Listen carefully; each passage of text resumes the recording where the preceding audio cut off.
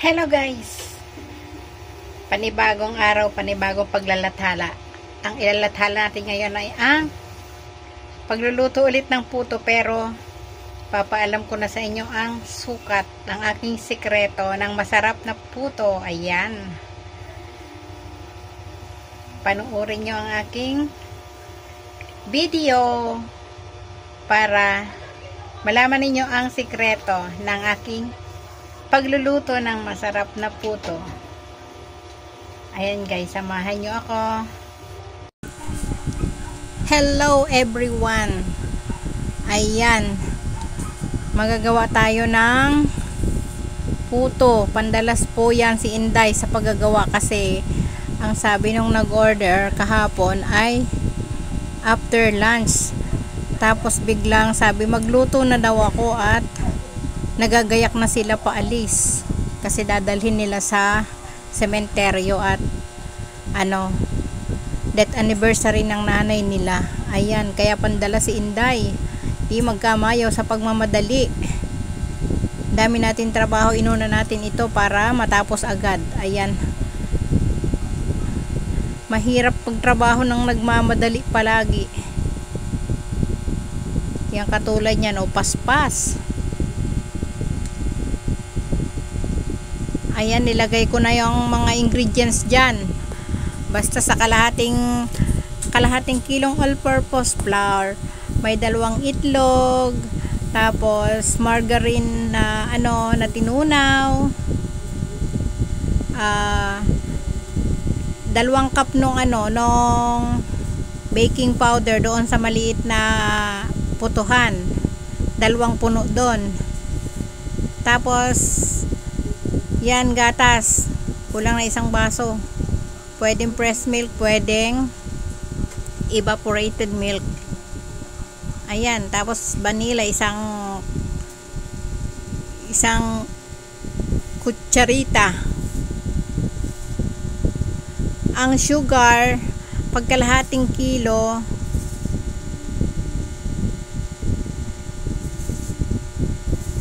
dapat ay 1/4 na sugar. Kaya ayan. Tapos may ginayat na ako dyan cheese. Hindi ko na natikman yan. Basta tinimplahan ko na lang dire-diretso kasi nagmamadali. Ang hirap ng nagmamadali. Hindi ko na alam ang lasa. Basta yun ang timpla ko. Tapos yung tubig, tansyado na lang. Alam nyo bang yung sa kama madali, hindi ko na maintindihan ang gagawin kong iba. Kasi kailangan kong maihabol doon sa kanilang paggagayak. Kaya ayan, nagmimix ako. Naisipan ko ng magsalang na agad ng tubig para dire-diretso. Yung hindi ka pa nakakapagpaalsa ng maayos, isasalang mo na. Mahirap yung ganun. Kaya next time, ayaw ko nang tumanggap ng ganyan na rush. Nakakapagod kayang gumawa ng rush. Hindi mo pati maintindihan kung perfect ba yung pagkakagawa mo sa kamamadali mo.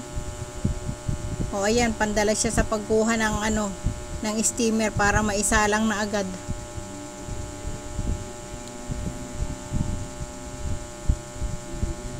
Sasalang ko na habang ako'y nagmi-mix. Hindi na natin papatagalin ang pagpapaalsa. Wala nang oras. Kaya mahirap yung ganun. Dapat ay magbigay sila ng tamang oras kung kailan nila kailangan. Hindi yung nakapag-order na sila bigla nila babaguhin ang oras. Ayoko nang ganun. Sa susunod, ika-cancel ko na lang kasi mahirap din. Mamaya may nakalimutan ako dyang ilagay. E di palpak, e di gastos. Mahal pa naman ang gas ngayon. Ang mahal na mga ingredients. O diba?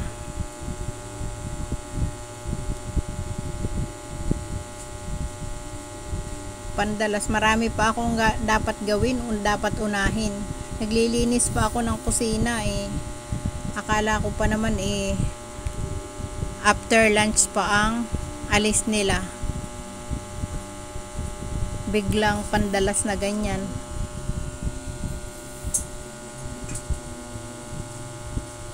Nakaranas na rin ba kayo ng ganyan na rush ang pagtatrabaho? Eh ang asawa ko ay pumunta diyan eh. Sabi papunta diyan, ginugutom na. Sabi ko, huwag ka pumasok dito, nagbibideo ako. Sabi, ay walang damit kasi pag nasa bahay ayaw ng may t-shirt. Gusto lagi nakahubad. Kaya sabi ko, o di mag t-shirt ka, magsando ka para makapunta ka dito. Ginugutom na daw siya. Ayan, may nagtatawa na pa kami mag-asawa dyan. Hindi kasi siya bumibiyahe pag linggo ng umaga, sa mamaya yan pahapon ang biyahe. Siguro mga 2 p.m. Mga ganyan. Pag linggo. Pag sinipag, pero pag tinamad yan, tutulog lang yan hanggang maghapon.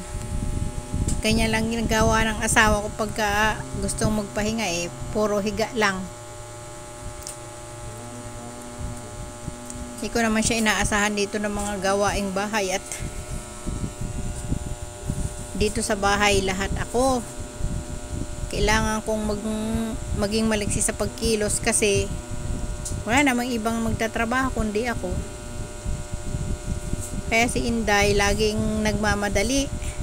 Mabuti nga nakakakit pa ako sa mga live ay sa dami ng trabaho ko. Dami kong nako. Kung alam nyo lang kung gaano karami ang aking ginagawa sa araw-araw. Kaya pagdating ng hapon, ang aking binti ay super sasakit na. Ayan, magsha-shoutout nga muna pala tayo. Dumaldal na naman ako ng dumaldal.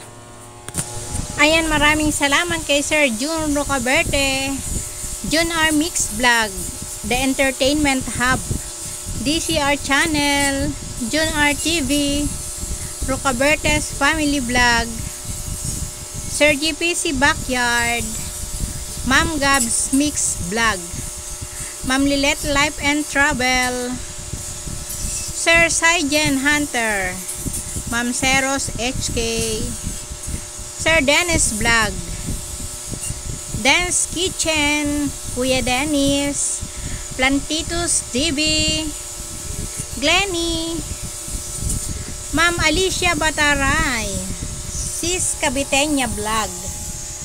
Maraming salamat. Manager Elods Gaming and Just Elise, maraming salamat. Ma'am Chinil,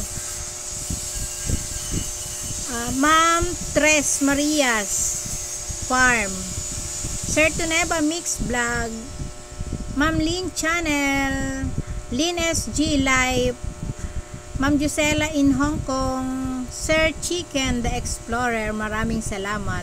Sir Robert Sapungan, Ma'am Reyna's Vlog TV, ayan. Ma'am Pinay in Aussie,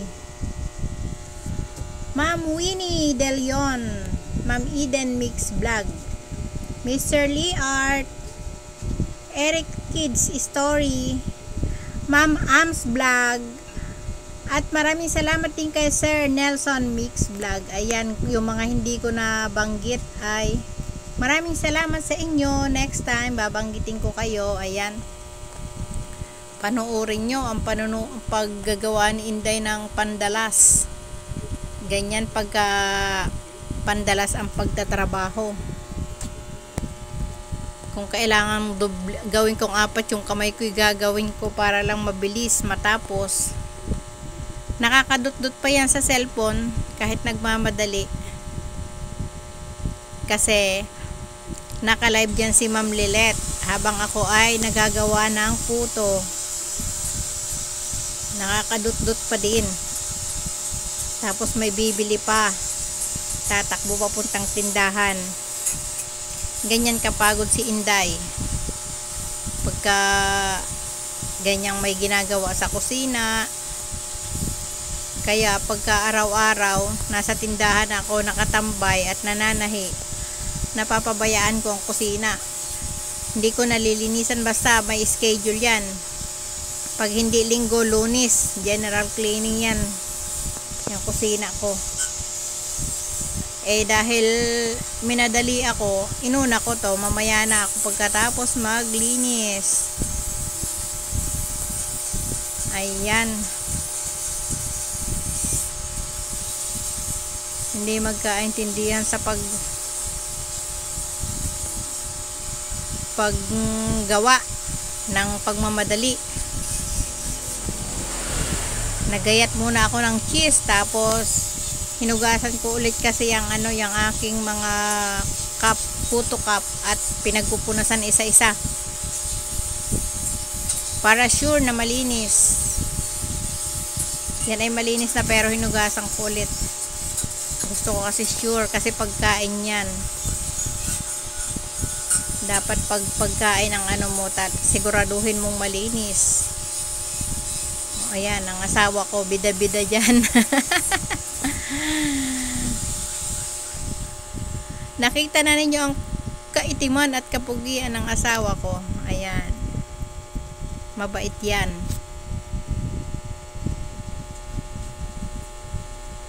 Kahit pa ganyan-ganyan yan, mabait yan. Diba? Ayan, ano kayang nakalimutan ni? Ay, papatayin ko dyan ang electric fan kasi gusto ko agad kumulo yung tubig. Maisalang ko na agad itong aking pinaglalagyan ng cheese na ito para ma-deliver agad. Ayan, sana nakapulot kayo ng yung paraan ng paggagawa ng puto. Masarap po yan. Pag sinunod nyo po yung aking sukat, maganda ang kalalabsan ng inyong puto. Pag 1 kilong all purpose ang ilalagay nyo, di ba mayroong calumet na yung baking powder na isang pack, itodo ninyo yun sa 1 kilo. Tama-tama lang yun. Tapos pwedeng 4 na itlog or 3 itlog. Tapos sa tubig, tansyahin nyo na lang. Ayan na ang aking niluto. Maraming salamat. Ayan, maraming salamat sa lagi niyong pagsuporta sa aking mga videos. Maraming salamat sa inyong support. Ayan. Asahan ninyo, babalikan ko yung mga video ninyo at bibistahin ko yung mga bahay ninyo.